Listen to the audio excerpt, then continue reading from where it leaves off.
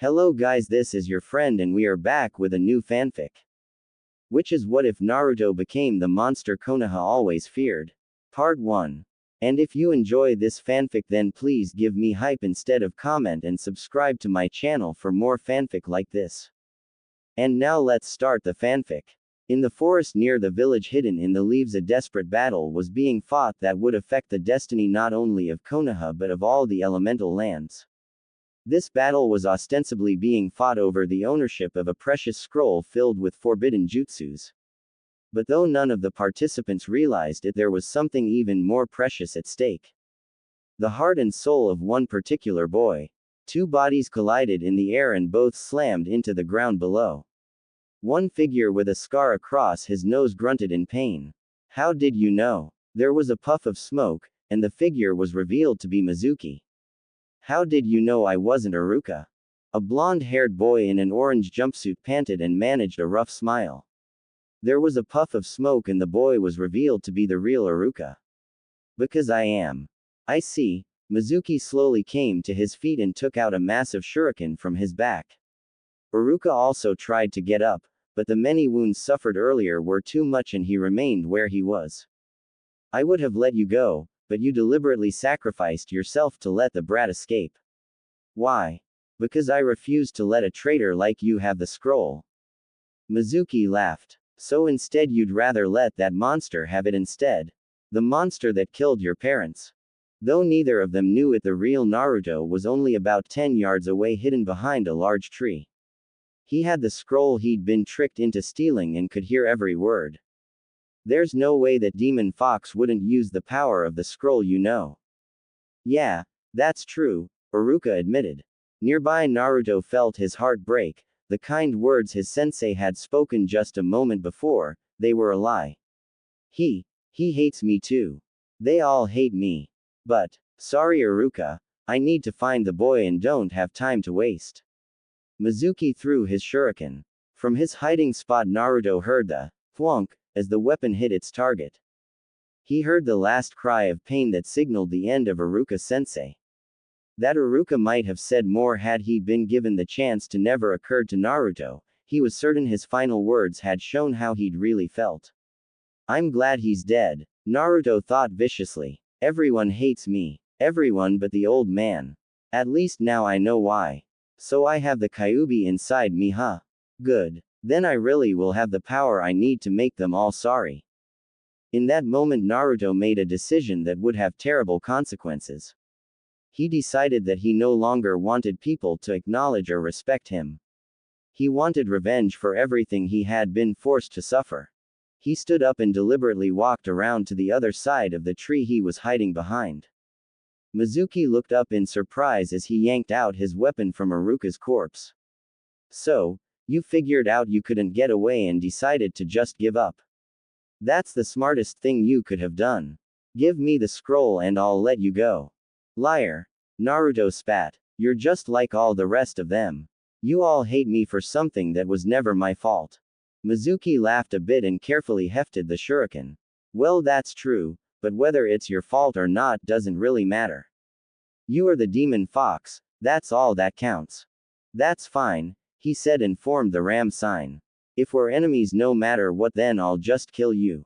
You kill me. Mizuki laughed again and took aim. I'd like to see you try.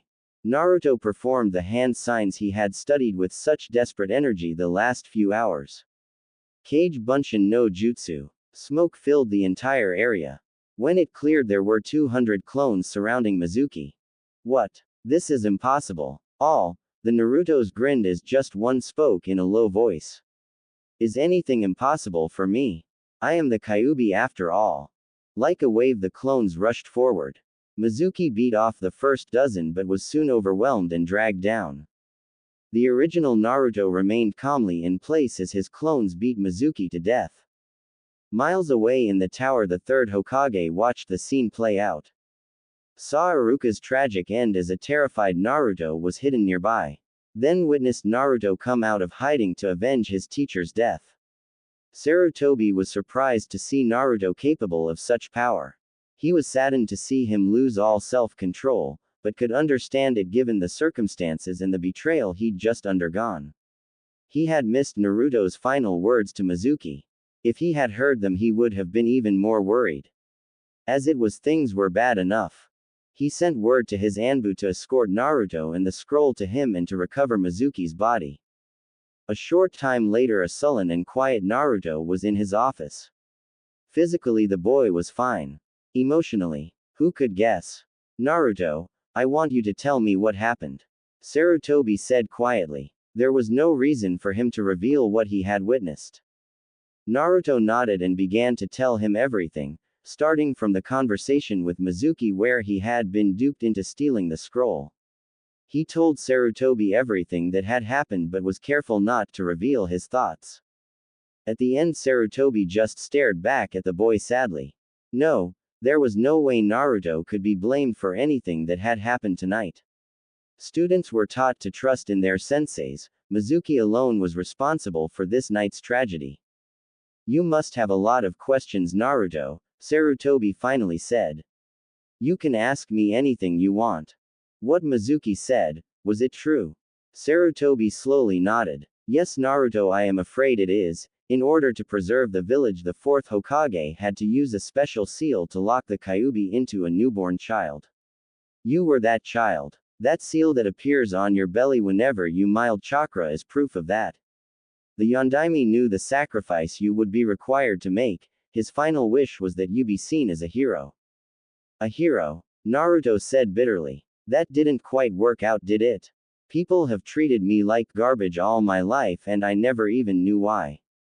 Well, at least now I know. He looked at the old Hokage questioningly. Does everyone know? No. Shortly after you were born, I passed a special law that those who knew the truth could not speak of it to any who did not. I did that with the specific hope that you would be able to have normal friendships with others of your own generation. So you mean all the kids in my class hate me just because? He actually laughed a little. I don't know if that's better or worse than the ones who hate me for what I have inside me. Is it really that bad, Naruto? I always thought you had at least a few friends among your classmates. Naruto gave a vigorous shake of his head. Some of them are less mean than others and just mostly leave me alone. But I don't have a single friend, not one. I tried, I really did, but none of them ever wanted to be friends with me. I should have paid closer attention, Sarutobi thought. He could guess the reason. Likely most of the parents had poisoned their children against him. Either deliberately or not, the children had picked up the attitudes of their parents.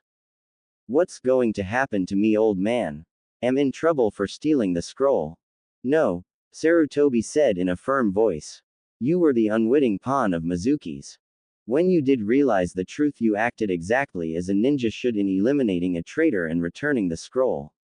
In essence, Naruto, you successfully completed a B rank mission. I intend to have that placed in your record and have you paid in accordance.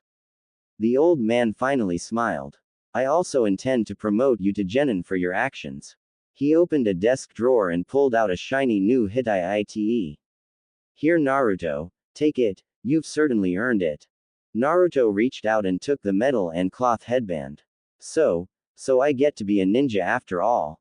You certainly do, Naruto. Thank you, old man. Naruto leapt onto the Hokage and hugged him with all his might.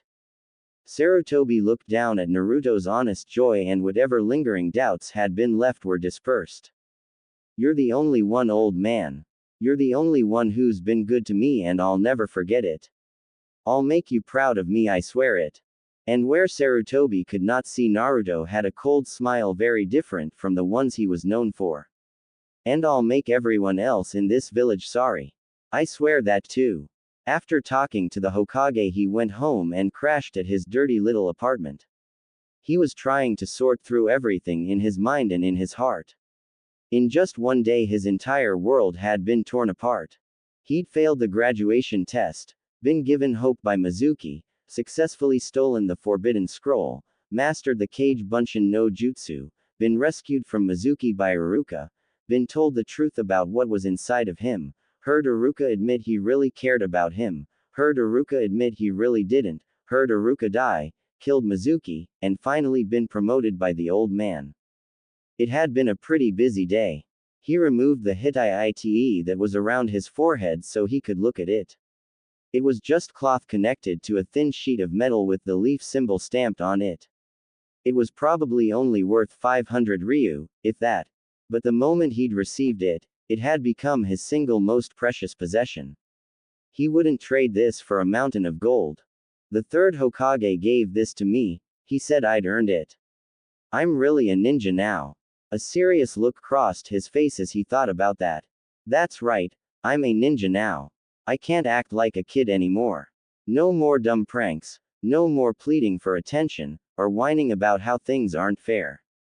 I have to stop fooling around and be really serious about things. That's the only way I'll reach my dreams. He had two dreams now. One was to make the old man really proud of him. The other was to become Hokage and make every last person in this village kneel down before him. To hell with making them acknowledge me, I'll make them worship me instead. I'll make them fear me and obey my every command. He smiled wickedly there in his darkened room. After all, I am the Kyuubi, right? The most powerful being to ever walk this earth. I'll make them worship me even if they do all hate me. When he fell asleep that night he had a dream. He found himself in the forest again. There in the clearing he found the bodies of Iruka and Mizuki, the latter was almost unrecognizable. He also had the scroll again. Standing there a voice called to him from the dark woods. You did good, kid, much better than I'd have ever expected. Who's there? Naruto called out fearfully. The figure walked out of the darkness and into the clear pale moonlight. Well, I'm you, and the Kyuubi. But you're the Kyuubi, right? The other Naruto laughed as if it were the funniest joke in the world. He was an exact copy of Naruto, except that his eyes were red and slitted. What are you? A clone. I told you what I am, I'm the Kyuubi. And since you're the Kyuubi I must be part of you, right? Looking closely at his other self he couldn't help but feel dread creeping over him. There was something scary about this clone, and it wasn't just the red eyes. He wanted to run away, he wanted to get as far away as he could as fast as he could. But he stamped down hard on that feeling. Ninjas didn't run away and they didn't get scared. If you're me you know what happened and what I plan to do. The other Naruto nodded gleefully. I sure do, kid, and I'm here to help. You want power? I'll give you power, and I'll help you to your goal. Naruto frowned suspiciously. If you're really a part of me why do you keep saying, you, and calling me a kid? I hate that. Must be because I've been asleep so long that I haven't fully integrated with you yet, the other Naruto said smoothly. The important thing is that I represent all the Kyuubi's power and knowledge. I can help you, all you need to do is listen to my advice. Naruto wasn't sure just what to make of this other self, but he was willing to at least listen. What's your advice? First, you need to keep our knowing each other a secret. You've seen how much people hate you just for being the Kyuubi. If they find out that you've gained access to the Kyuubi's full power and knowledge they'll kill you. Naruto shivered. He'd been badly beaten many times as a child and been chased by angry mobs. It was not hard to imagine the people taking that last step and actually killing him. All right, but how can you help me if I can't use your power? Put a frog in a boiling pot and he will jump out. But put him in a warm pot and raise the heat a bit at a time and he'll stay until he's cooked. The other Naruto smiled wickedly. Starting tomorrow you'll have a major boost in the amount of chakra you can use, and I'll keep increasing it a bit at a time. Your healing and stamina are already quite advanced. I'll boost your physical strength and agility too. Your senses will all be sharper, especially your sense of smell. I'll also help you with your memory. Here the other Naruto sighed with impatience. I can't transplant my memories to you, and anyway there isn't much there that would be useful to a human. But from here on out you won't forget things, anything you see even once you'll remember. So learn everything you can and pay attention. You can use your clones to learn even faster. Whatever your clones experience you'll remember. He nodded to the scroll the true Naruto was holding. You can start by studying that while you sleep. Huh, but why? I already learned the Kage Bunshin. Idiot. He growled. There are a dozen jutsus on that scroll, all of them are S-ranked. Have you forgotten you unrolled it and looked at all of them? Of course not. I wound up studying the Cage Bunshin because the rest were even more impossible to figure out. Anything I see even once I remember. That scroll is an exact copy of the real one. While you sleep you can learn those jutsus. Even if it takes a while they will prove immensely useful to you.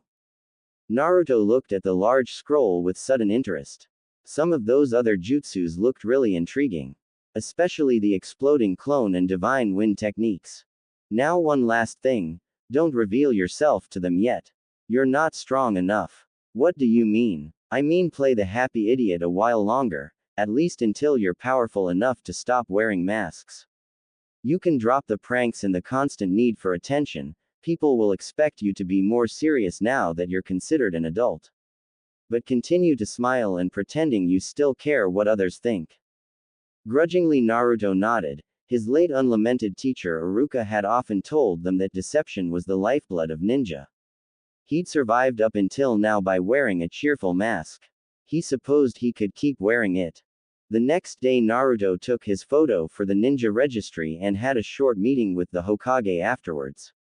As he was leaving a little kid ran in shouting something about attacking the Hokage just before tripping over his own feet. Not caring he left quickly. He found an empty piece of ground and spent most of the day using his clones to practice taijutsu. The day after he skipped breakfast and reported to the academy one last time to receive his team assignment.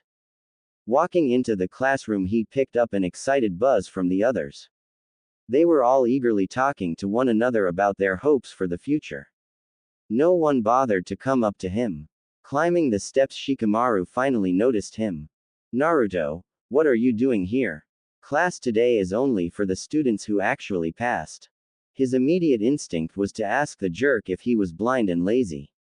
Instead though he gave the other boy a wide smile and tapped his Hitai. See for yourself, I did pass. Shikamaru lifted an eyebrow, then grunted and put his head back down, apparently saying anything more would be too troublesome.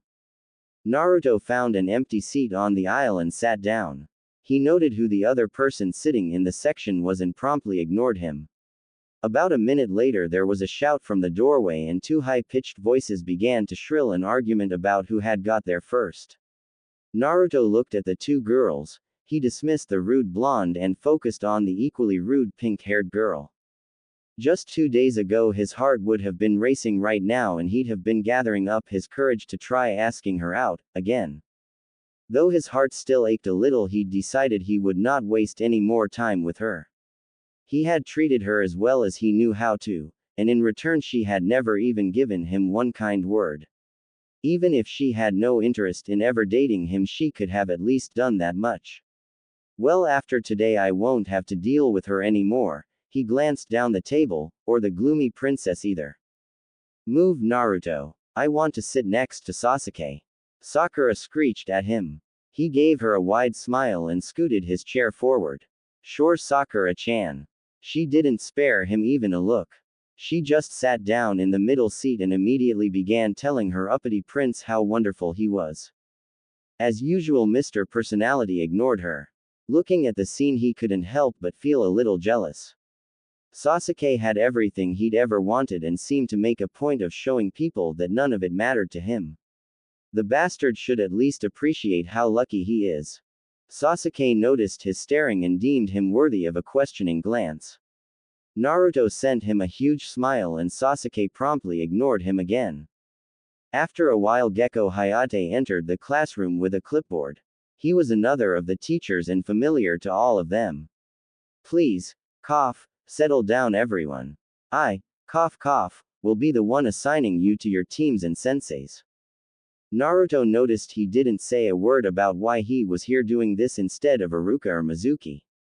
A few students wondered aloud about that, but no one thought it important enough to actually ask about. Most were just excited to find out where they were being assigned and with whom. Naruto didn't notice it, but a shy girl in the back row was looking over at him and pressing her fingers together. She was hoping she would end up on a team with him. As Hayate named the teams and the various senseis, Naruto found himself listening as excitedly as anyone else. Team 7, Hayate said. Uzumaki Naruto. Naruto looked up eagerly. Haruno Sakura. Sakura slumped in her seat and let out a moan. Naruto glanced at her coldly but otherwise did not react. And Uchiha Sasuke, your Jonin instructor will be Hatake Kakashi. Both Naruto and Sasuke remained outwardly unaffected. Sakura jumped up and shouted with joy even as most of the other girls looked on jealously. Oh yeah, I'm with Sasuke-kun. The two boys sent her identical looks of annoyance. When they saw they were mirroring each other they both looked away again. I really am Kami's chew toy aren't I? Naruto thought glumly. This was the worst possible combination for him. He was stuck with the superior jerk who thought the whole village was beneath him and with his former crush who would obviously side against him in everything. Anything else would be better, even being stuck with loud vain Ino, or the lazy idiot, or the rude kid with the puppy. He knew complaining now would do no good. He thought about going to talk to the Hokage later, but immediately dumped the idea. He couldn't keep running to the old man for help. If he was really going to make the old man proud he needed to start handling things on his own. I guess I'll just have to suck it up and deal with it. All right, Hayate said once the teams were all listed. You are now free for the next hour so go have lunch. Be back in 1 hour's time to meet your senseis. Naruto left immediately to go get some ramen at his favorite place. He knew Sasuke would have no interest in eating with his new teammates and that Sakura would want to eat alone with Sasuke. Neither of them noticed or cared as he left. Coming back from Ichiraku's Naruto was surprised to see Sakura out in the courtyard. He was even more surprised when she spotted him and hurried up to greet him. For a second, just 1 second, he felt hope flutter to life in his heart. Maybe now that they were teammates she would accept him as a friend and comrade. Getting even that much from her would make him very happy. But the second she opened her mouth her angry tone killed his momentary hope. Hey Naruto Baka, I want to talk to you. What about Sakura? He said in a cold flat voice. Since no one else was around he decided to dump the mask for a bit. The girl actually blinked and did a double take. What did you say to me? She barked. He crossed his arms over his chest and gave his former crush a hard look. I asked you what you wanted to talk to me about. Whatever it is just go ahead and tell me I don't want to be late for meeting our sensei. She stared at him not believing his reaction. He was always loud and annoying and trying to come between her and Sasuke. Where the hell had this sudden attitude come from?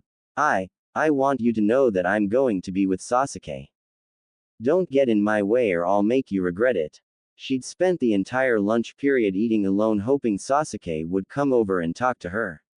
He'd actually passed by a couple minutes ago, he'd gone right past her without so much as a word. Obviously winning his love would be hard, but she was determined to do it no matter what. And part of that was making sure Naruto Baka didn't get in the way. Naruto stood there and looked at her. Sakura imagined the air around her was suddenly chilly and rubbed her arms. You know Sakura, I never realized how loud and annoying you were. Wah, what? She spat out. He walked past her. Lunch is over, don't be late. She stood there rooted to the spot staring at his back as Naruto walked away from her. It seemed as though the idiot had finally figured out he had no chance with her. She knew she should have been happy. Without his interference things with her and Sasuke would go much more smoothly. Yet somehow hearing Naruto be so cold to her, it hurt, just a little. She shook her head angrily. What the hell am I thinking? I'm glad Naruto doesn't like me anymore. Sasuke is all that matters. She marched back to class and tried to forget that weird feeling of sadness. They were the last ones in the classroom. All the other senseis had been waiting there to collect their teams when lunch ended. 2 hours later though Team 7 was still waiting. They were all sitting in different rows, about as far apart as possible. Naruto had deliberately picked a different seat when he returned. Sakura had sat beside Sasuke of course, but as soon as the room had emptied he had turned to her and asked her to give him some room. At that point she wouldn't have minded too much if Naruto had wanted to talk to her a little, but he'd remained as silent as Sasuke. She sent a curious glance his way. Since when was Naruto like this? He'd always been filled with compliments, always eager to tell her she was pretty or smelled nice or that she was smart. Why had he suddenly stopped? When he noticed her looking at him, her deliberately looked away. Sighing, she looked back up at the clock. They'd spent the last 40 minutes sitting her in silence waiting. Looking at how apart they all were, she suddenly wondered just what sort of team they were going to be. 2 hours after all the other teams had gone, Hatake Kakashi slid open the classroom door and popped his head in. 3 young faces turned to look at him. A dark-haired boy looked utterly disinterested. A blonde was trying to smile but was clearly hiding his anger. A pink-haired girl made no effort to hide her own anger. "You're late," she shouted. Ignoring her, he nodded to them. "All right, Team 7, meet me on the roof in 2 minutes." He vanished before them in a swirl of wind and leaves. 2 minutes later, he was facing his students on the academy rooftop. They were all staring back at him silently. My first impression, you seem a little hostile. That's because you kept us waiting 2 whole hours. Sakura shouted. Why were you so late? Beneath his mask, Kakashi smiled. Oh, I would have been here on time, but a black cat kept crossing my path. Sakura's jaw dropped. Are you really a Jonin? Sasuke asked dryly. Naruto continued to stare at him without comment. Tough crowd, Kakashi muttered. Well, let's begin with introductions. Tell me your names, your dreams, your likes and dislikes. Isn't it considered rude to ask someone for their name without giving yours first? Sasuke asked. The Jonin shrugged. Fair enough. My name is Hatake Kakashi. There are lots of things I like and dislike, and my dreams are none of your business. Wait, all you really told us was your name. Sakura objected. Yes, he said with a hidden smile. Now let me hear from all of you. Why don't we start with the one dressed like a street cone? You have something against orange? Naruto asked in a friendly voice. Not at all. I sometimes paint my bullseyes that color to make them easier to see. Sasuke snorted and Sakura laughed out loud. Naruto kept smiling, but his eyes were not in tune with his mouth. You're not nearly as good at hiding your feelings as you think, Naruto. Ignoring the reaction of his new teammates, Naruto spoke up in a light, carefree voice. My name is Uzumaki Naruto. I like ramen, training, and the old man. I hate anyone who hates me. At this point, he sent a deliberate look Sakura's way. The girl did not miss it and shrank away from him a little. Kakashi did not miss the look or the reaction. As for dreams, I have two. I want to make the Hokage proud of me. And I want to be Hokage myself one day. Why? Kakashi asked judiciously. Naruto broadened his smile. So that I can punish all ninja who are more than 10 minutes late to a meeting. That got light laughs from both Sasuke and Sakura.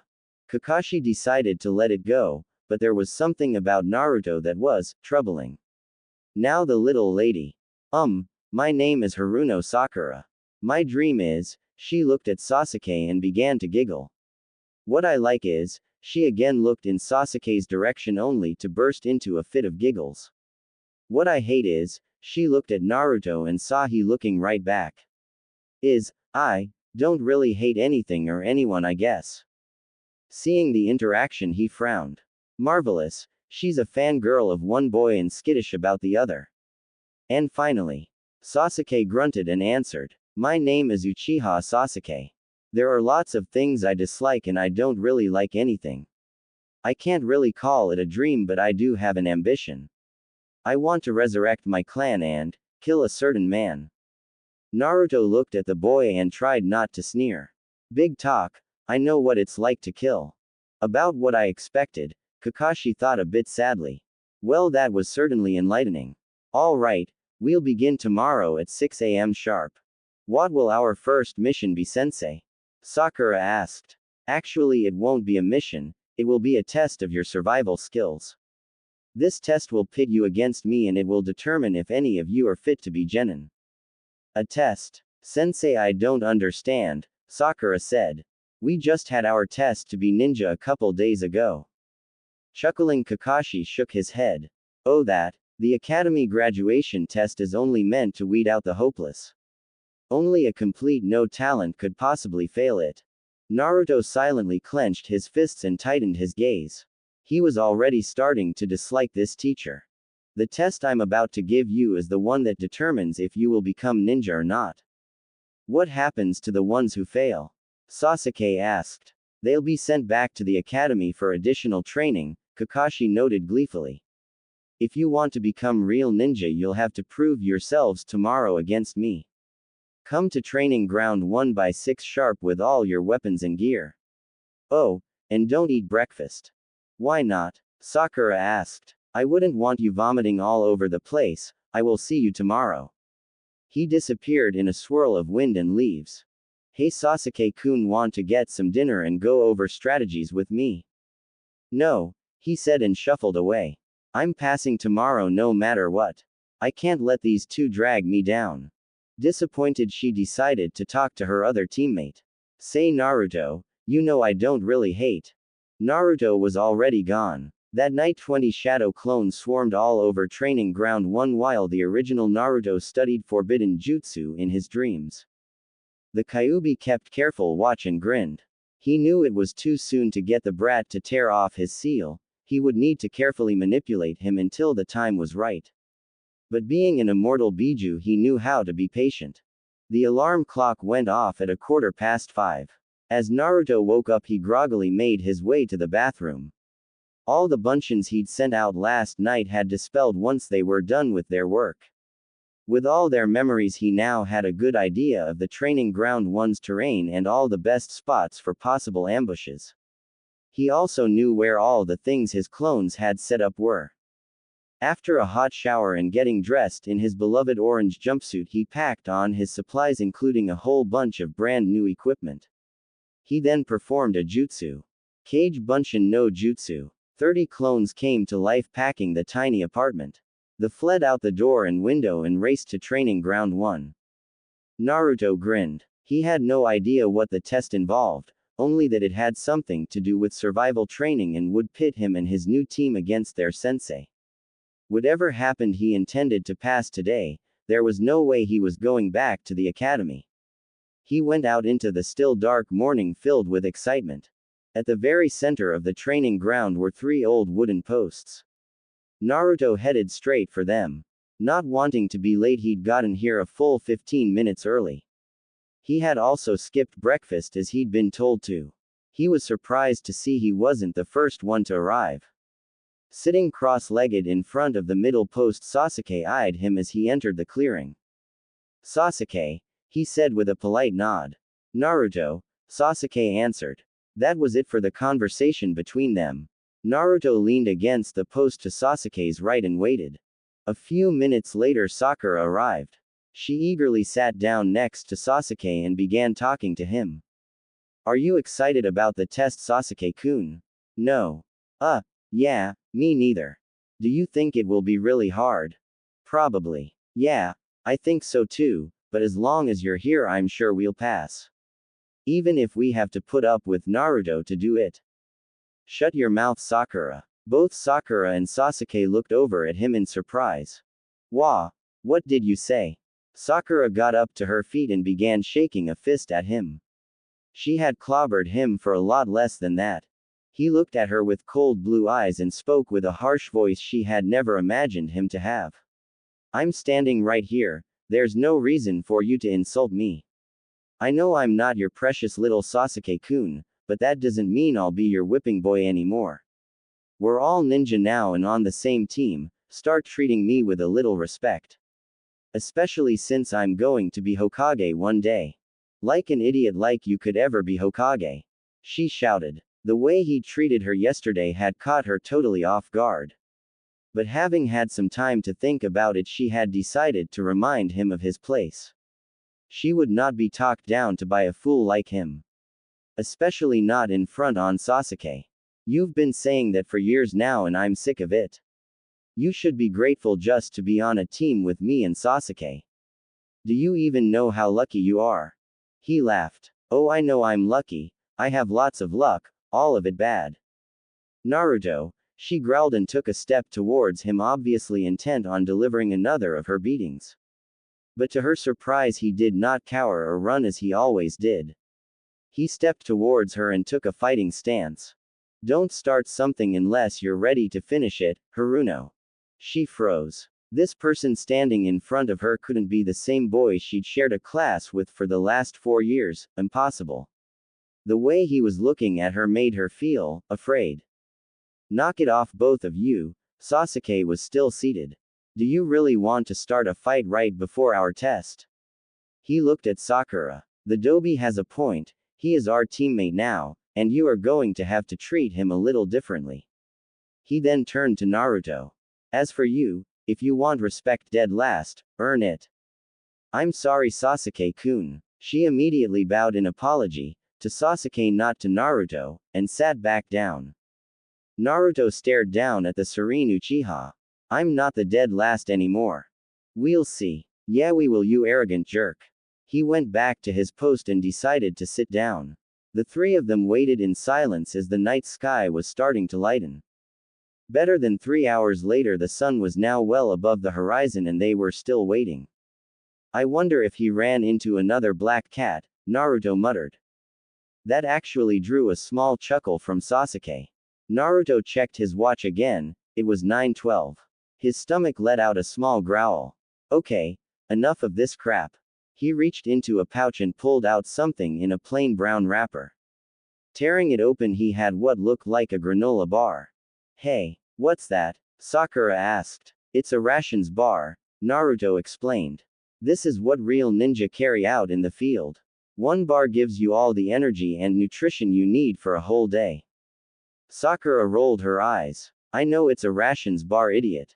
What are you doing with it? What do you think I'm going to do with it, genius? He bit into it and started to slowly chew it. It took him a while and he needed some water to finally get it down. It's like eating wood paste. Sensei told us not to eat anything. Wrong. He said not to have breakfast, Naruto pointed out. I didn't know how long this test would take, so I brought food with me in case it was an all-day thing. And anyway, after keeping us waiting twice, I'm not worried about what he said. Naruto took another big bite. It tasted lousy, but at least it filled your stomach. As she watched him cram the rest of the bar in his mouth, Sakura was reminded of how hungry she was. I don't suppose you have any more, do you? He looked at her knowingly. I might. Why? He wants to hear me beg. Like that's going to happen. No reason. Naruto shrugged and drank some water from his canteen to get rid of the taste. Just before 10, Kakashi came strolling along with a large alarm clock and 2 bentos in his arms. You're late. Sakura howled and jumped up. Naruto and Sasuke came to their feet as well. Sorry, I got lost on the road of life. He nonchalantly placed the alarm clock and bentos atop the middle post and pressed down the timer. There, it's set for noon. From one of the pouches on his vest he took out 2 shiny objects on strings. Your task is to take these 2 bells from me before time expires.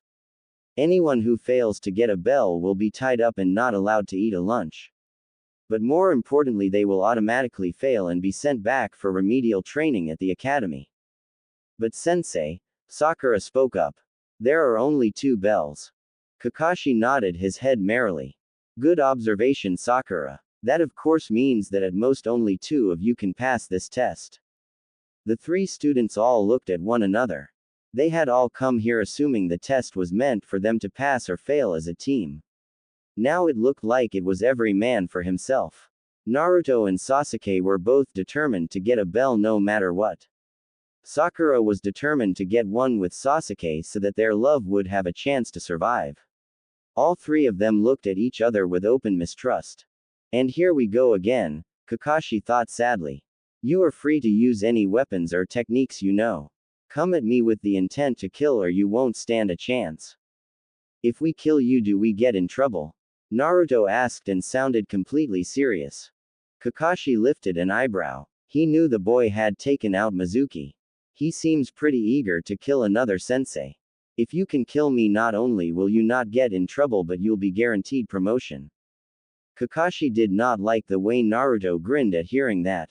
Somehow I don't think he'll have any trouble coming at me with the intent to kill. He didn't think Sasuke would have that problem either given his serious and brooding gaze. Sakura though was already looking nervous. Well then, ready, steady, go. 4 figures leapt away and out of sight. Naruto had noticed a weakness in the Kage Bunshin Jutsu. At the time the clones were created they knew everything the original knew. Plans and detailed orders could be given without a word being spoken.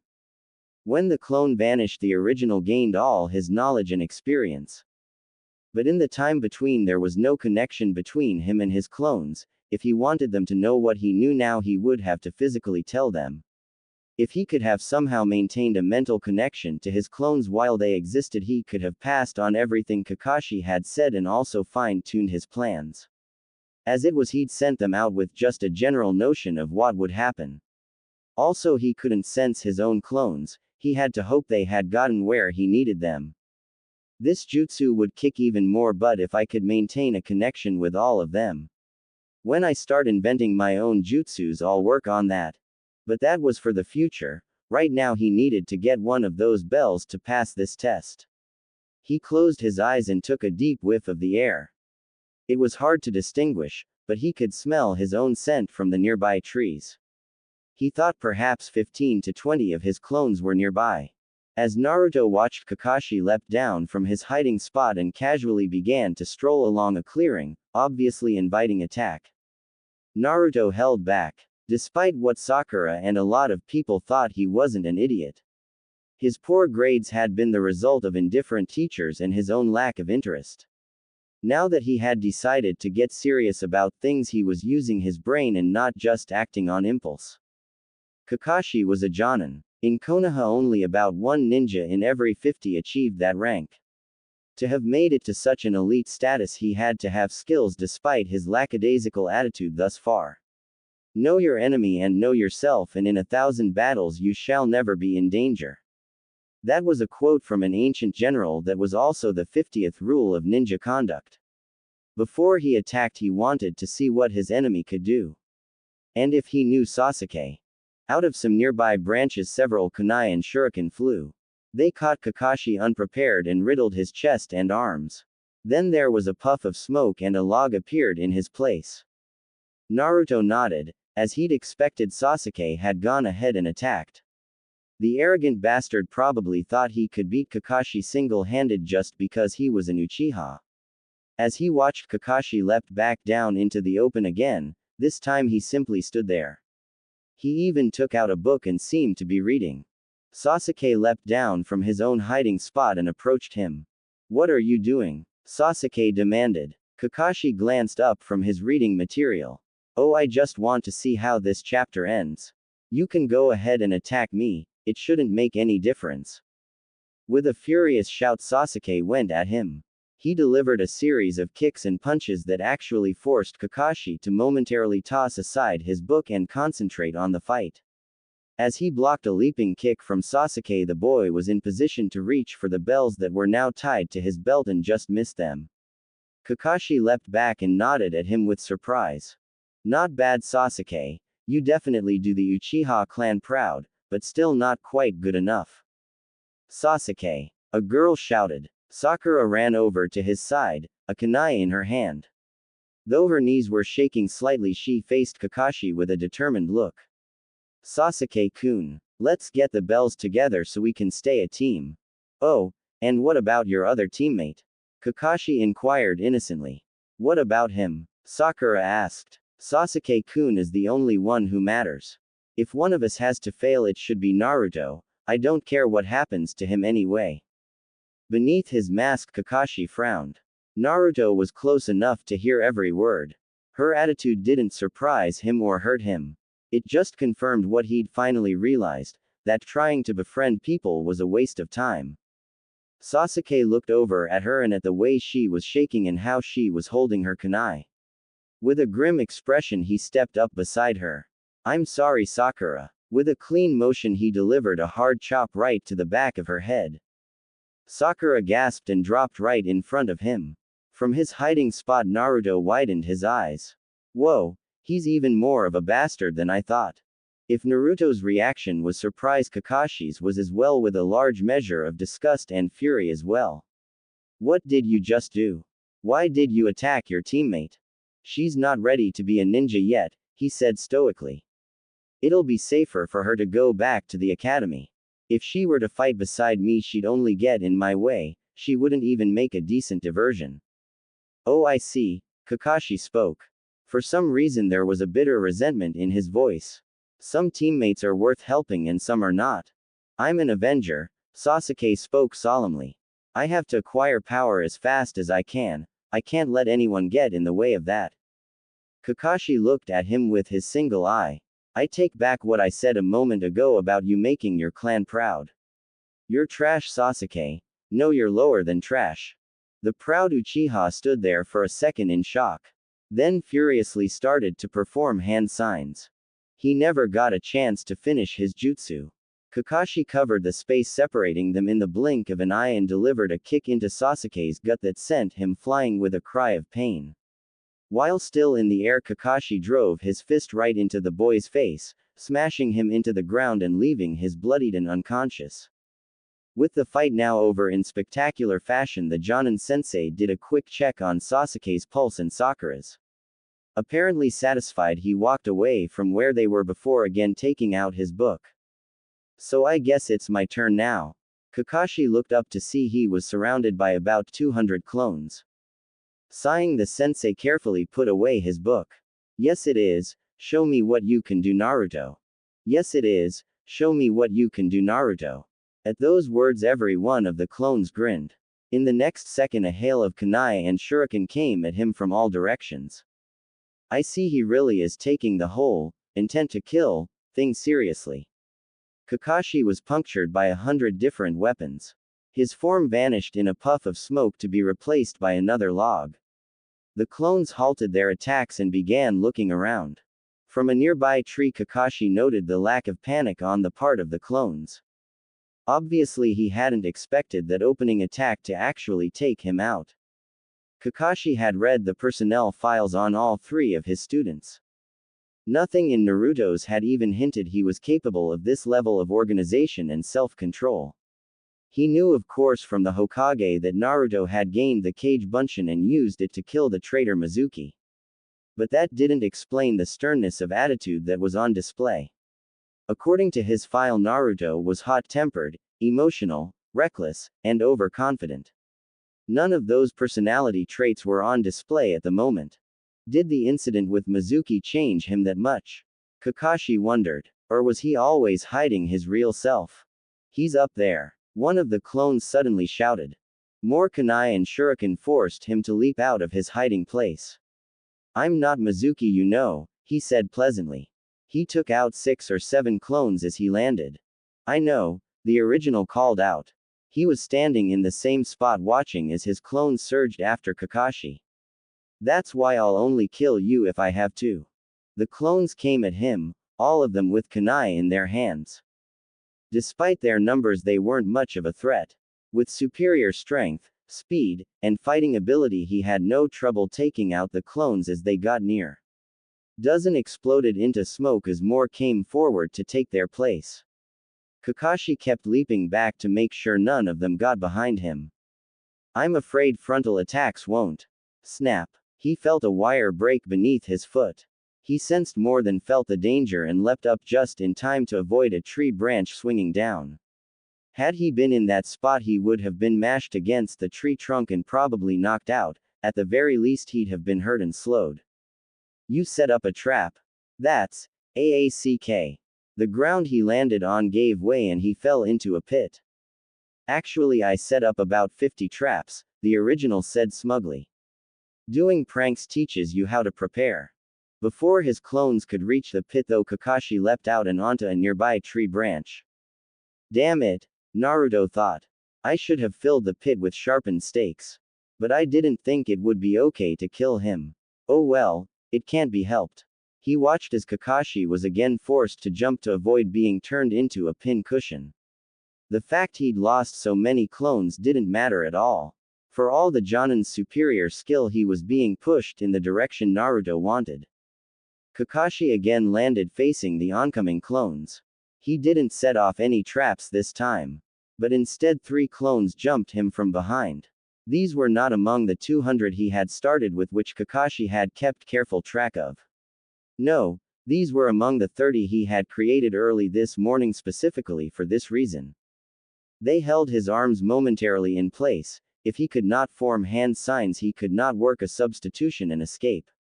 Another of his clones leapt and delivered a punch to the immobilized Kakashi's face, only to have him vanish in a puff of smoke. The original Naruto gasped. No way. How did you? Without warning, Kakashi popped out of the ground behind him. Naruto had no chance to react before receiving a hard punch to the back of his head. He was turned off like a light and dropped to the ground. Throughout the training ground there were pops as all his clones were dispelled. Checking his pulse, Kakashi confirmed the boy was only unconscious. He tossed him over one shoulder and headed back to where Sasuke and Sakura were peacefully resting. A loud ringing woke him up. There was an ache in the back of his skull. As he slowly came fully awake, he realized his arms were bound tight and he was tied to one of the poles. Looking over, he saw that Sasuke and Sakura were in a similar state. You know, I don't usually eat so much for lunch, but I did have a decent workout. Kakashi adjusted his mask as he stood up. 2 empty bentos were at his feet. He glanced at Naruto. I actually worked up quite an appetite thanks to you. I have to admit you did pretty well. Going over to the central post where Sasuke was tied, he shut off the alarm. Of course you still failed in the end. Naruto glared at him. How did you get away at the end? I know you didn't work a jutsus. I had your arms held. The me you caught was a cage bunshin I created when I was in that pit and momentarily out of your line of sight.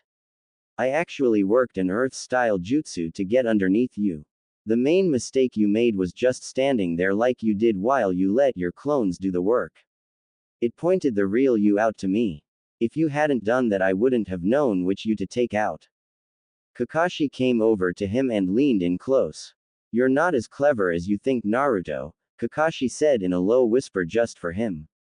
Naruto looked back at him and got the definite feeling the Jonin knew a lot more than he was letting on. Sasuke was curious about what he was hearing.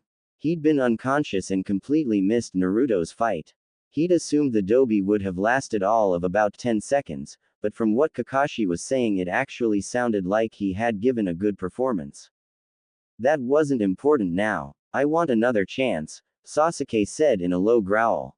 That wasn't a fair test of my skills. Kakashi looked at him with a happy smile hidden away.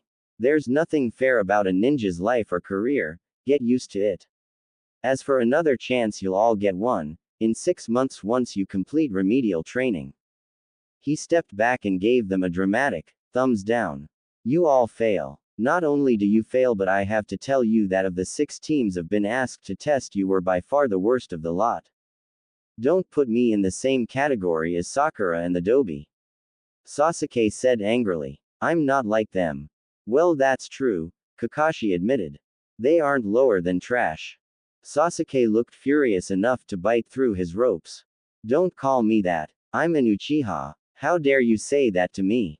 Being an Uchiha doesn't make you deserving of respect, Sasuke, Kakashi said sadly. Though a lot of the people of this village seem to have forgotten that. Whether you should be respected or not is based solely on what you do and not on who you are. Sasuke looked sullen but kept quiet. Tell me, do any of you even know what the purpose to this test was? Duh, to try and get the bells, of course. Naruto snapped. Wrong. The real goal wasn't to get the bells. All 3 of them looked at him blankly. Then what was it, sensei? Sakura asked in a timid voice. What had happened had completely shattered her self-confidence. Teamwork, Kakashi snapped. The entire point of this was to see if you could come together and work as a team. What do you mean work as a team? Naruto yelled. Being beaten and tied up like a pig at market was seriously irritating him. There were only 2 bells and you said from the start that only 2 of us could pass. Kakashi merely nodded. That's right, the test was deliberately set up to turn you against one another. The object was to see if any of you could overcome your own self-interests and put the need of your team first. But instead, he turned to Sakura. You decided that Sasuke was the only one worth fighting for. From your own mouth you said you didn't care about what happened to Naruto. Just because you don't personally like someone doesn't mean you turn your back on them. In your ninja career you will be assigned to all sorts of missions with different teams made up of different personalities. Are you expecting to like every single person you work with? You need to watch out for all those you work with, not just the ones you happen to like. You don't get to just pick and choose who's worthy of your help. Ashamed by this critical, and accurate, description of her, she put her head down in shame. He next turned to Naruto. Your skills are pretty advanced, and as an individual ninja you did better than any other candidate I've tested before. Sasuke looked up, not believing what he was hearing. The Dobi did that well. But, I noticed that all your elaborate plans didn't include your teammates. Obviously you must have set up those traps before I explained the test to you. At a time when you would have assumed it was a team test with all of you passing or failing together. Did you at least try and form a plan with the others? No, he answered brusquely. And why not? Because if I'd tried to I would have just been ignored, he said bitterly. The Tem wouldn't have wanted to listen to any plan I came up with, and Sakura would have just gone along with her, Sasuke-kun. Hearing the extreme bitterness in his voice, Sakura looked over at him. Have I really been that unfair? She had never ever thought about it from his side. Never stopped to think how her shouts and punches might have affected him. He was an obstacle between her and Sasuke, and that was all. But after what Sasuke had done, all her assumptions were now open to question.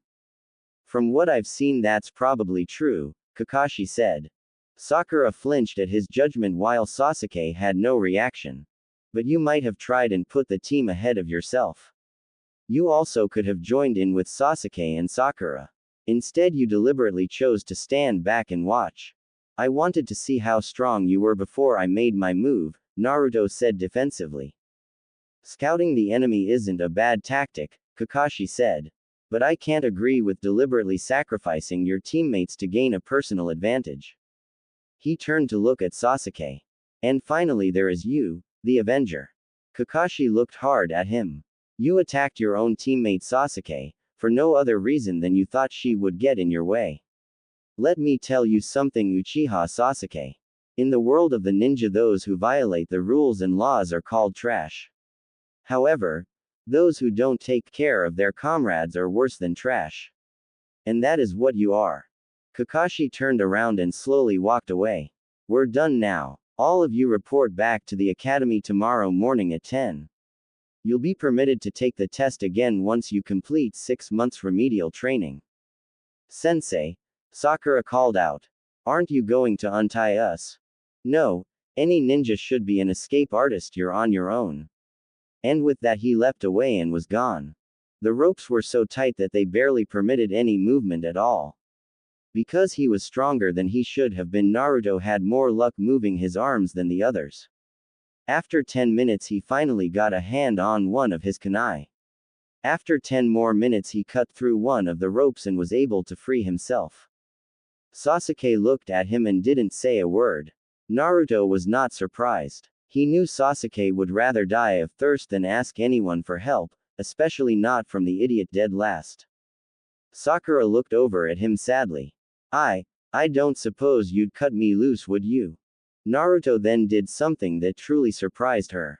He smiled and nodded. Sure, Sakura-chan, no problem. He came over and began slicing into her ropes. After only a minute she was able to wriggle free. Rubbing her arms she looked at him and lowered her eyes, feeling ashamed. Duh. Thank you, Naruto-kun. I thought you hated me. I did, he said, making her flinch a bit. But if we can, I'd like to start over. He held out his hand to her. I know we're not teammates anymore, but who knows? Maybe we will be again. Let's be friends, Sakura-chan, and if we ever become teammates again, let's watch out for each other. Smiling with relief, she gladly took his hand. Naruto, I'd like that, and I'm so sorry for the way I've treated you. Please forgive me, you didn't deserve any of it. It's already forgiven Sakura-chan. His warm smile set her mind at ease.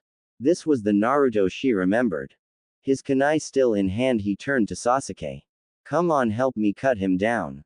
I didn't ask for help, Sasuke said loudly. Naruto sighed and began cutting the rope. I know, but even if the team's been dissolved, think of this as one comrade taking care of another, okay? You don't have to ask and I don't expect any thanks. That's right, Sakura agreed and cut with her own kunai. Even if it's too late, let's act like teammates should now. She looked up at him. I forgive you for hitting me, Sasuke. She quickly lowered her eyes again to concentrate on freeing him. He was soon released and out of the ropes. Sasuke rubbed his arms a bit and looked at Naruto and Sakura. Thanks, he said quickly and quietly. Well, this is a surprise. Kakashi leapt out of the woods. I honestly didn't think the three of you would listen to what I said. Sakura looked at him in surprise. Sensei, what are you doing here? I thought you had long gone. Actually, I've been observing you this whole time. I decided to give you one last chance to pass my test.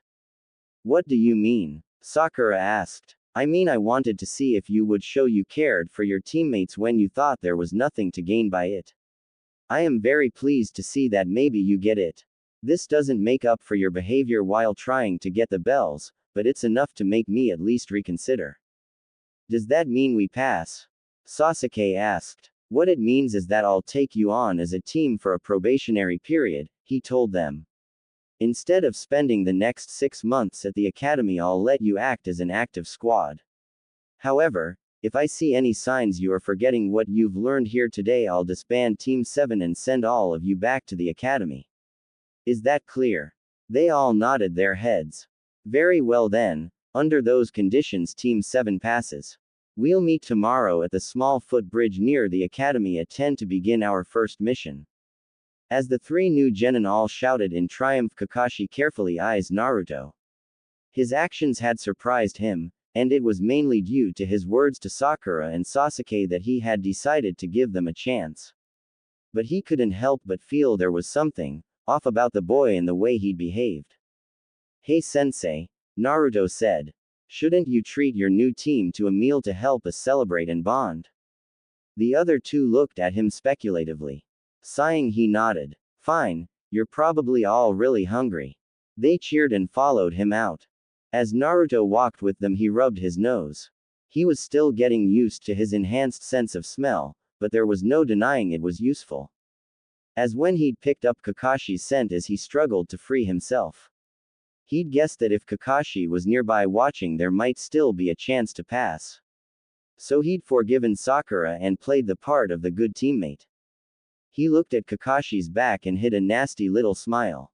Though his many scratches would soon disappear, he still wanted to throttle the mangy thing. Nice job, team, Kakashi said with his usual over-exuberant tone. We captured our target in record time. Hopefully this will be the last time he escapes. The three members of Team 7 all shared a knowing look behind their sensei's back. This was already the third time they'd had to track down this annoying cat. It had been a little over a month since the bell test. In that time they had been busy performing various mind-numbing and utterly pointless tasks. Their normal routine was to meet at the bridge, wait a couple hours for their sensei to show, mosey over to the tower to be assigned a D-rank mission, and then complete it. Depending on the nature of the mission and how long it took to complete, they would either return to the tower for a second mission or be dismissed for the day. Naruto was not happy with this. Kakashi had explained that these low-level missions were vital for them to acquire the necessary experience to tackle more difficult tasks. But he honestly couldn't see how catching runaway pets, walking dogs, or cleaning up vacant lots were supposed to help them prepare for anything. He'd assumed once he's passed the test, Kakashi would begin showing them all sorts of lethal techniques and amazing jutsus. All their sensei ever seemed to do was stand off to the side reading his little orange book while they worked. He had yet to teach them anything of value. Naruto hadn't wanted to complain to the Hokage. He was still trying to shed the appearance of a whiny kid. He had however gone and just talked to the old man while subtly mentioning he'd like to have someone teach him improve his taijutsu. The Hokage had grinned slightly at that, obviously getting his message. The old man had then replied just as circumspectly, telling him how fortunate he was to have a great ninja like Kakashi as a sensei, and how he should trust in his judgment. So the D ranks continued unabated. Since they'd bagged Tora so quickly, they were headed back to the tower for a second mission. When they arrived, the fire daimyo's wife was there to retrieve her pet and pay the mission fee. Seeing the way she half smothered the cat almost made Naruto feel sorry for it. Almost. Another successful mission completed in under 2 hours, the Hokage said with a satisfied grin. Your team seems to be doing quite well, Kakashi. Oh, it's nothing really, Kakashi said pleasantly. His students all grunted and threw imaginary daggers into his back. Since you've gotten done so early, I'll let you choose your next assignment, the Hokage said. You can babysit, paint a fence, or dig up some vegetables. Naruto wanted to scream, none of the above, at the top of his lungs. He wanted a real mission that actually involved using some ninja skills. But throwing a tantrum in front of the old man wouldn't help with changing his image. Kakashi turned back to them with a hidden grin. Well, team, what do you think? Whatever, I don't care, Sasuke grumbled. Naruto put on a big grin and turned to his other teammate. What do you want to do, Sakura-chan? The girl looked at him gratefully. Since the bell test, their relationship had drastically improved. He no longer asked her out or peppered her with compliments, but he was friendly enough. She was still devoted to getting Sasuke, but was much more reserved around him now. A lot of her confidence seemed to have left her after what he did. She was actually willing to talk to him and treat him as an equal. She wound up talking to him a lot more than she did to Sasuke. Why don't we paint the fence? That will probably be the easiest job.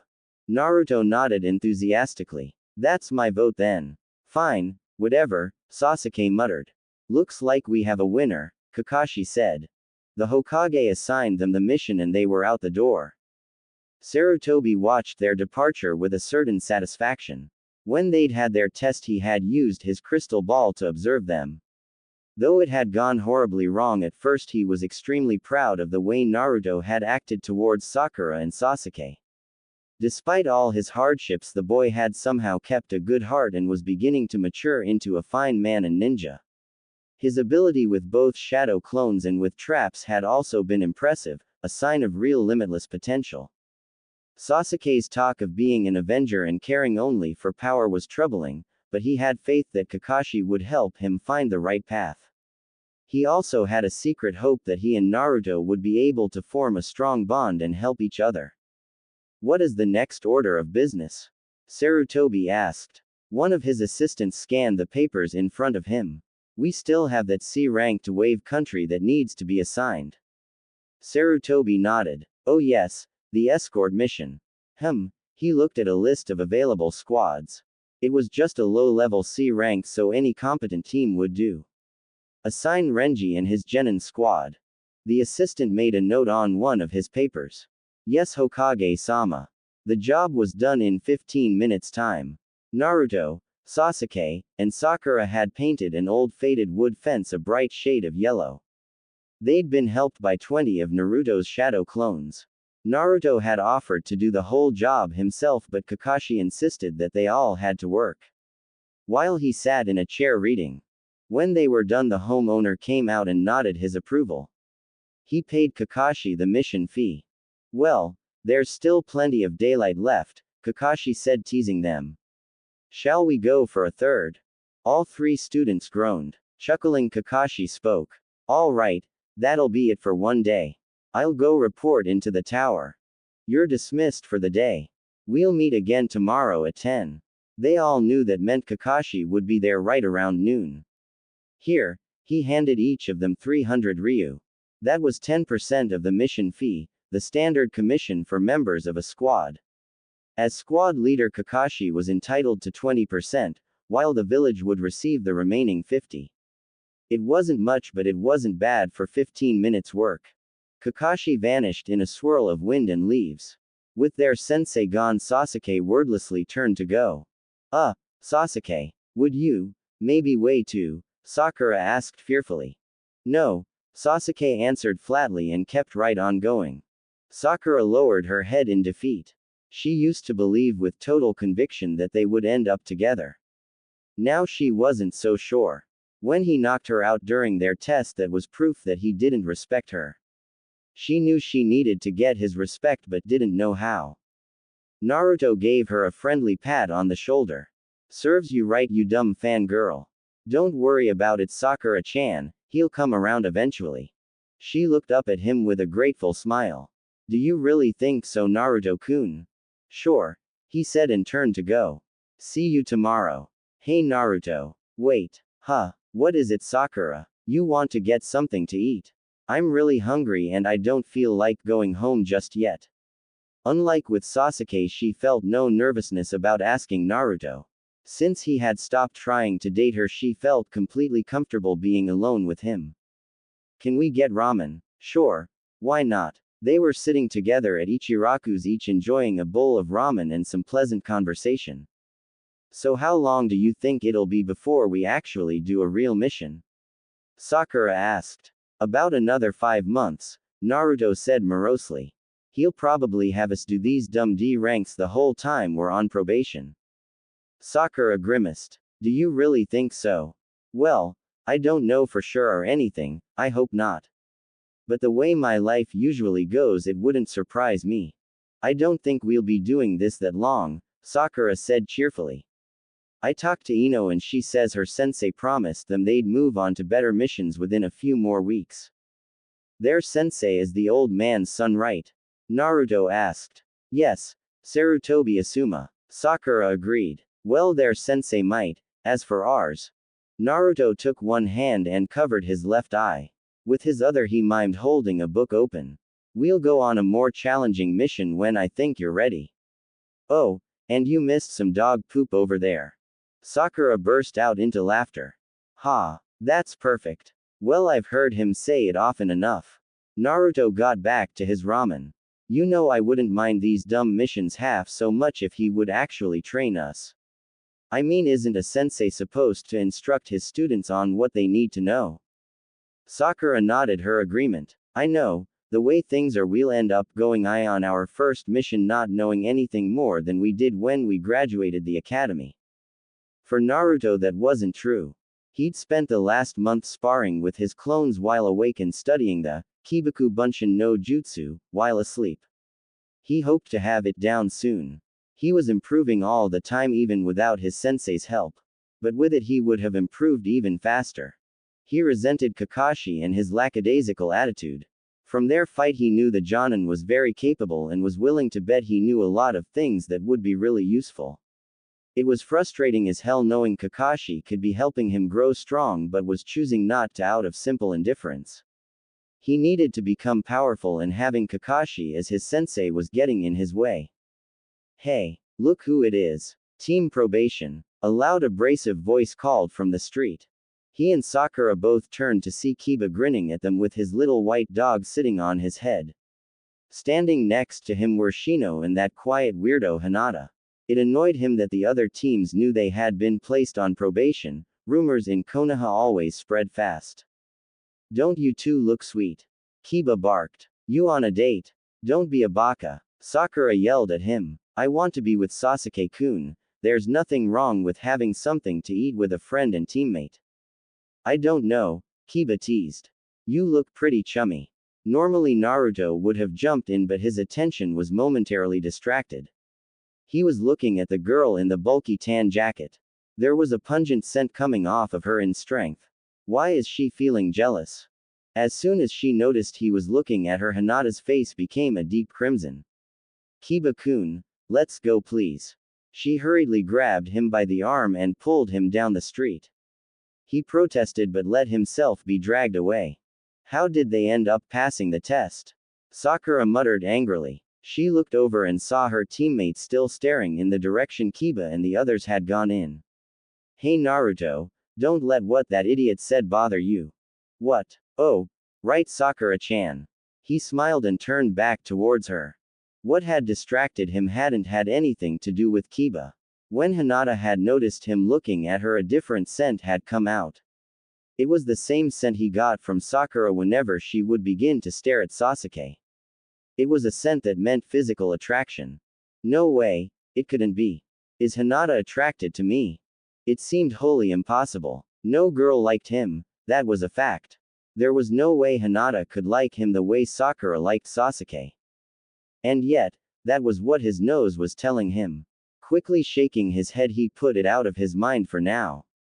A week later, they were reporting to the tower just after 12 noon for an assignment. The Hokage eyed the squad with interest. Well, Kakashi, do you think your team is ready to handle a mission outside the village? Instantly, all 3 students perked up. Kakashi sighed heavily. They'll probably all either get lost or killed, but I suppose there's no avoiding it. He nodded his head. Yes, Hokage-sama. I feel Team 7 is competent, if just barely, to handle such a mission. Very well. We've received a request to provide security for a small festival in the village of Hikaido in northern Fire Country. It should only take a week's time and be simple enough to complete. It's a C-rank mission. All right, Naruto shouted. It's about time. Quiet, Dobi, Sasuke said. But even he looked a little excited. Kakashi grinned and took the assignment from the Hokage. All right, team, we'll be leaving tomorrow morning at 8 a.m. sharp and be gone for about 7 days. Go home and make whatever preparations you need to. Meet me at the gate tomorrow with all your weapons and equipment, and don't be late. Team 7 was about to get their first real taste of ninja life. That night, Kakashi headed out to one of the bars. It was sort of an informal tradition for him. Entering the smoke-filled bar, he couldn't help but chuckle silently at the mission he was leading. He'd come of age in the midst of the Third Great Ninja War, when the village had been fighting on multiple fronts and was short of people. He'd been assigned to his team and his beloved sensei. Back then, there was no time to take it easy with D ranks, and training at the academy had been strictly geared towards readying you for life and death combat. Minato had broken them in with short-range patrols, and before long taken them out on real missions. He was a veteran with over 50 enemy kills by the time the war ended. Then he'd gone into the Anbu and become a Black Ops legend. His last mission before taking on his team had involved blowing up a drug lab in Nagamo and exterminating the gang involved. In Fire Country, if the local police faced a difficult problem, putting in a quiet call to the Hokage was always an option. Navigating the crowded bar, he spotted a friendly face and was waved over to a little table. Kakashi, you hear the latest? Asuma asked as he sat down. The second he heard his friend's grim tone, he knew it had to be bad. No, what? Renji and his squad, Asuma began as he lit a fresh cigarette. They're all gone, KIA. Kakashi grimaced. 4 new names were going on the memorial stone. He tried to picture Renji. A redhead with tattoos on his face and neck. The Chunin had only been promoted by the Hokage a year or so ago and was in his early 20s. He didn't know any of the genin he'd been in charge of. What happened? It's pretty damn rare to lose a whole squad except in wartime. Was he on some sort of special mission? Asuma shook his head. That's the weird thing. They were in Wave protecting some bridge builder from bandits. Just a typical escort mission. So what happened? No one knows. The Hokages sent out an Anbu squad to investigate. There were no survivors and so no witnesses. All that's known so far is they and the client were ambushed along a road near his home. Bandits? Kakashi asked, sounding doubtful. Any Chunin was a match for at least 50 well-armed men. Only a very large, or very desperate, group of outlaws would attack a squad of ninja. Doesn't look it, Asuma said and took a long drag from his cig. There were no other bodies at the scene. Kakashi nodded. Even if they were somehow caught by surprise and overwhelmed, they would not have gone down easy. Ninja then, maybe Nuke Nin. Asuma nodded. That's the assumption, but whoever did this was smart enough not to leave a calling card. We may never find out who was responsible. Kakashi frowned but did not disagree. Wave Country was largely swamp. By the time the Anbu arrived to investigate, most of the physical evidence would be gone. Whoever did this would likely get away with it. As he drank with his friend, Kakashi wondered what exactly had happened to Renji. Had they been targeted by people with a grudge against Konoha? Kami knew there were plenty of those out there. Had they somehow just run across the wrong people at the wrong time? Had they been attacked by a group targeting their client? That seemed the least likely. Rogue ninja were expensive. Who in their right mind would spend that kind of money to kill a bridge builder? In any case, he took the news as a reminder that any mission could turn lethal at any time. He would make sure to keep an eye on his kids. As Naruto locked the door to his apartment and headed to the gate, he had a huge smile on his face. Not one of the usual smiles that covered up the hurt and rage he felt. This was an honest smile. He was excited at the prospect of his first real mission and of the idea of actually leaving Konoha for a while. When he'd been a child, he'd often thought of running away, of escaping this horrible place and all its cruelties. Some nights he would dream about it. The idea would fill him with hope and excitement. But he was always afraid too. He didn't know what was out there beyond the village walls. What if the people there all hated him too? And what if he left and never saw Gigi again? The idea of leaving forever at once tempted and tormented him. Arriving 20 minutes early, he was glad to see he was the first to get there. The 50-foot-high gates were open, of course. Though it was early morning, there was light traffic as carts and people on foot came and went. For a ninja village, it was surprisingly easy for people to come and go. Merchants arrived all the time with the goods people demanded, local farmers came with the food people needed, and the civilians were free to come and go as they pleased. Being a ninja, he was not.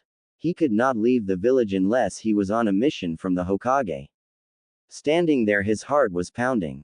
He could see the road that seemed to stretch out forever.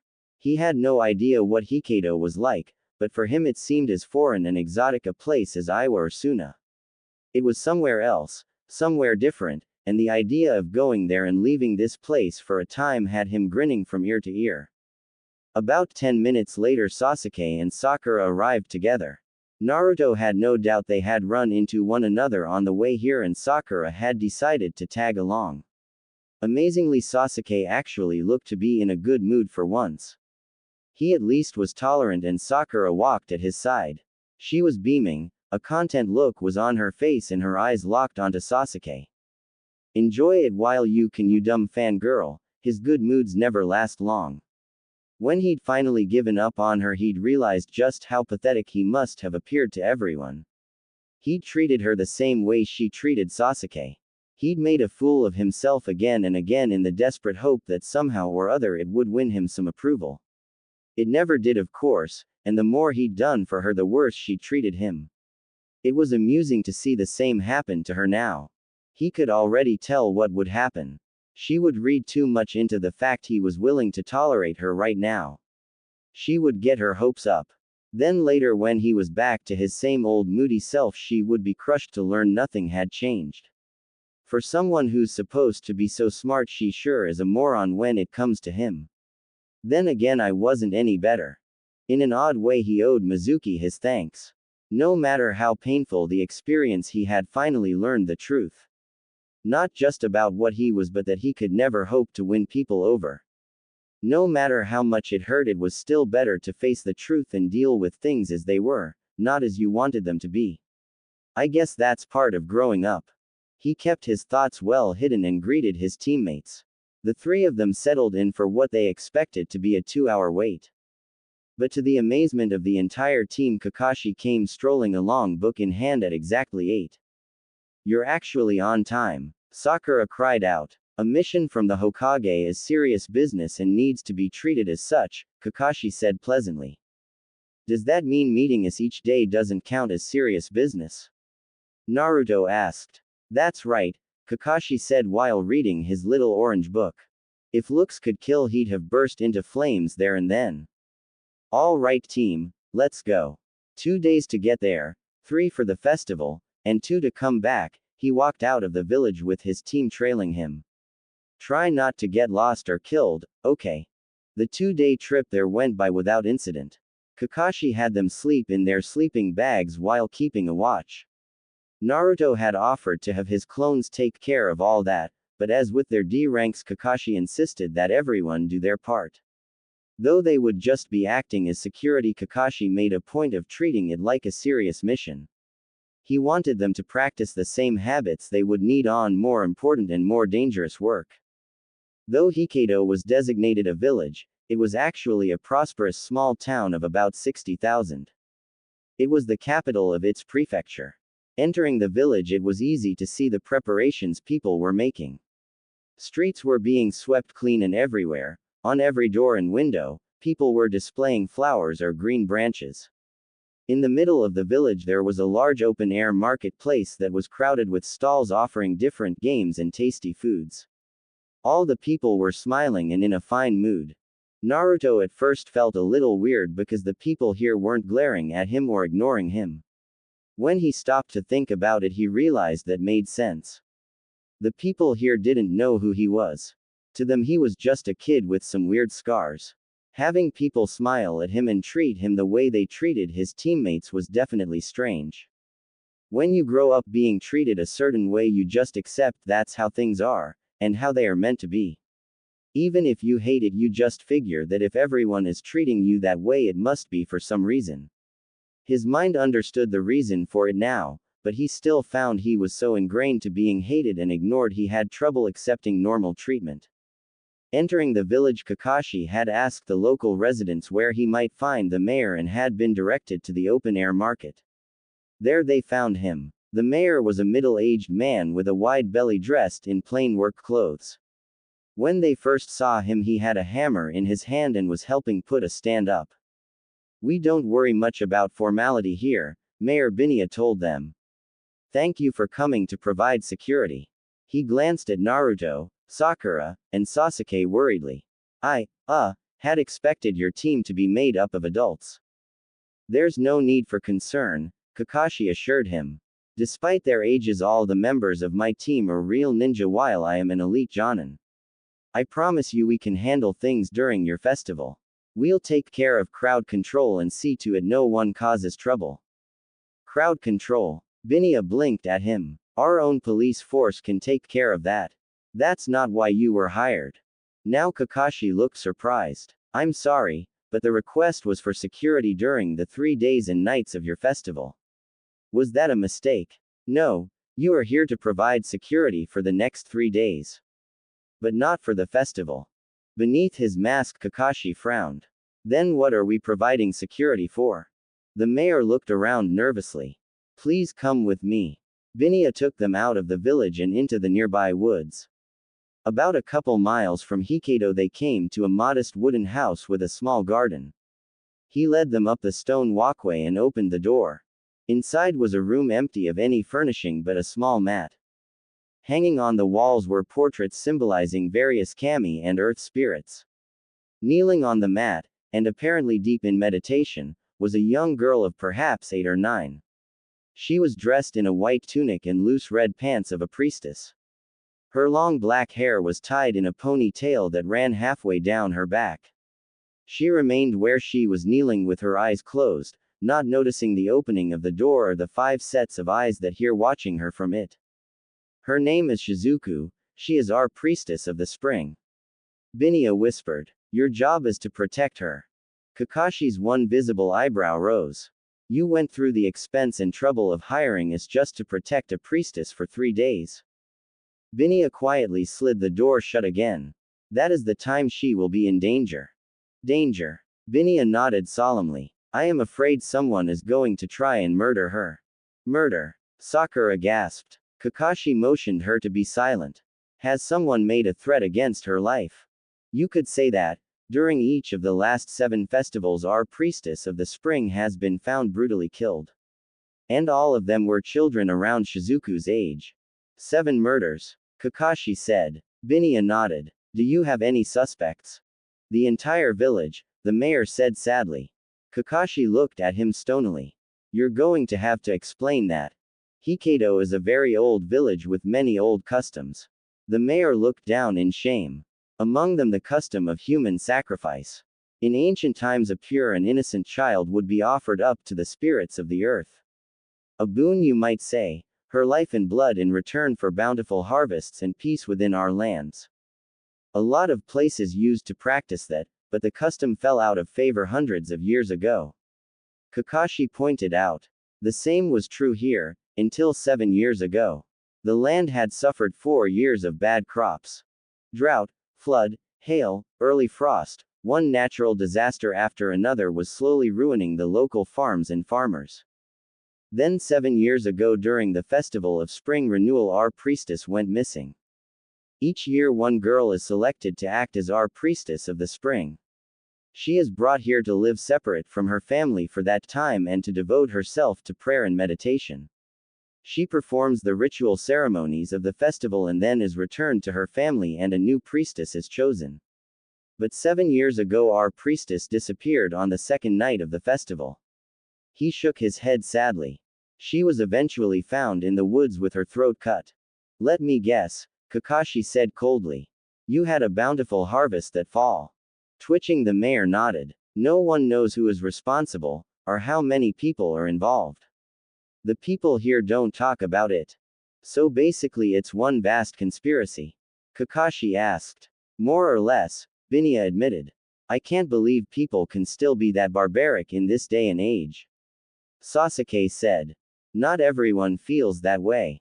Binya said. Most people here are disgusted by the murders, but it's impossible to tell who feels differently. Last year I had my entire police force guarding this place around the clock. But the priestess was still found dead, poisoned. It was impossible to tell when it was done or if it was done with the aid of people on the police force. But it was a possibility. So you suspect some of your police are part of the conspiracy? Kakashi asked. That's right, Binya said. That's why I decided to send for you. Only people from outside the village can be trusted to really protect her. The custom is that the sacrifice must be made during the time of the festival. Once it's over, she will no longer be the priestess and so be safe. In that case, why don't we just take her away somewhere for the next 3 days? Kakashi offered. But the mayor shook his head. The priestess has to be the one to begin and conclude the festival and perform other ceremonies during it. If she isn't here, the festival can't take place and the entire village would erupt. She's a Jinchuriki, Naruto said quietly. Kakashi looked at him nervously. What? Binya asked. Naruto glared at him furiously and the Mayo took a couple steps away from the boy. I said she's a Jinchuriki, she's a human sacrifice made for the good of this village, Naruto answered clearly. You people don't give a damn whether she lives or dies so long as the village prospers, right? Naruto, Kakashi said cautiously. Well, she's not going to die. I'll protect her and make sure she lives. That's a promise. Sasuke and Sakura both looked on, surprised by his intensity. It was almost as though he felt a personal connection to her for some reason. Kakashi slowly nodded his head. While Naruto is a bit more emotional about it than I would like, I agree. We will protect her with our lives. Shizuku was looking calmly at the 4 ninja who had come to keep her safe. Binya had introduced them to her and explained that they would be staying at the shrine during the festival to protect her. The mayor had then excused himself to return to his carpentry. The little priestess had accepted their arrival with a serenity that caught them all off guard. I understand that you will be staying here in the shrine, she said quietly. She smiled at them innocently, a child's smile. No one else ever stays here with me. Nori comes and teaches me and Momo cooks for me, but otherwise I am always alone. I think it will be nice to have company. Do you ever have contact with anyone other than your caretaker and your teacher? Kakashi asked. The little girl shook her head. Everyone else stays away from here and I am not supposed to leave the shrine. You must get really lonely, Naruto said in a soft voice. Shizuku looked at him. Not really, I meditate and pray to pass the time. I know what I am doing is important to the village, so I don't mind it. Naruto was very surprised to find he actually believed her. There was not a whiff of resentment coming off her. He knew how hard it was to be all alone, so he couldn't begin to understand how she could be all right with it. Don't you have any friends? Anyone you can talk to? He asked. Kakashi glanced at Naruto silently. I have only Nori and Momo, she said. I have a mother I have not seen since I became priestess. I would really like to be with Kasen again. But that is not for me to decide. What do you mean? Whether or not I see Kasen again is karma. What will be, I cannot change it but only accept it. Then you understand the reason why we are here? Kakashi asked carefully. She simply nodded. I know that the 7 priestesses before me were all sacrificed, and that you are here to try and prevent that from happening to me as well. How can you be so calm about it? Sakura blurted out. Some people out there want to kill you. Why aren't you scared? Because I have been taught to accept whatever fate is meant for me. Whatever my karma is, I accept it, she said tranquilly. What if your karma is to be murdered in the next 3 days? Naruto asked. Would you just accept that? Yes, she said. Well, you know what? Fuck karma. Naruto. Sakura said sharply. You can't say that to her. Why not? It's what I honestly feel. You cannot oppose what is meant to be, Shizuku told him politely. She did not seem offended or bothered by what he had just said. We must all bend before the wind. To resist fate only causes suffering. Do you not believe in karma? Hell no, he said with a sneer.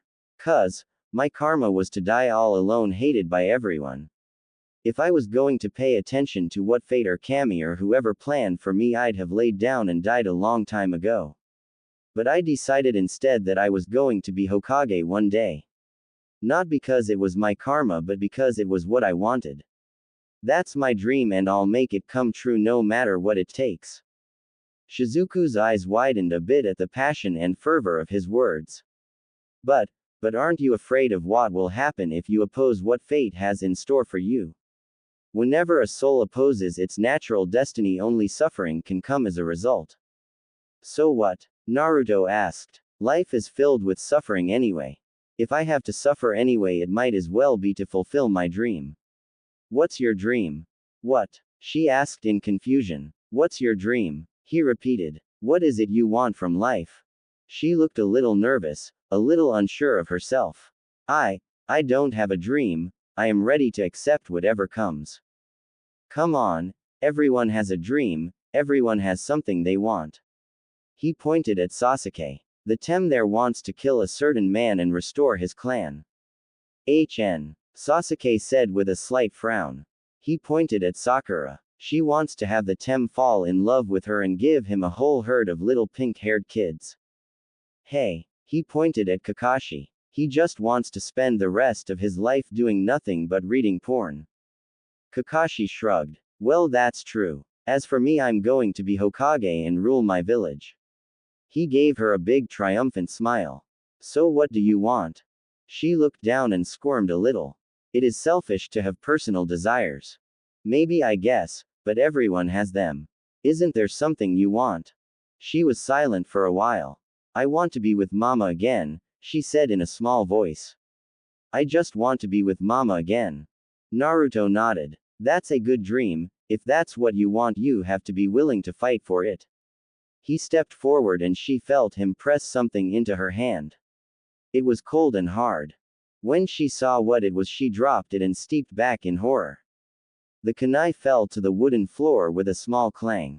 I am a priestess. I cannot carry a weapon. I am sworn to harm no living thing. Even if they want to harm you. He picked it up off the floor and held it out to her. If you really want to be with your mother again, if that's your dream, you have to be willing to fight for it. Naruto, she's a priestess, she's not like us. Sakura pointed out. It's our job to protect because we're the ninja, we're the ones who have been taught to fight. I know that, Sakura-chan, and I don't plan on any danger getting anywhere near her. But just in case, she should be willing to protect herself if it comes down to that. Naruto continued to hold the kunai out to her. Dreams don't come true just because you wish for them, you have to fight to make them real. Naruto actually brings up a valid point, Kakashi said. While we will do everything in our power to protect you and keep you safe, it would still be a good idea to be armed. I cannot do violence to any living thing, she said firmly. Then use it to make them think twice. Naruto said. If it comes to it, pull it out and shout for help. Maybe just seeing you're armed will buy you a few seconds.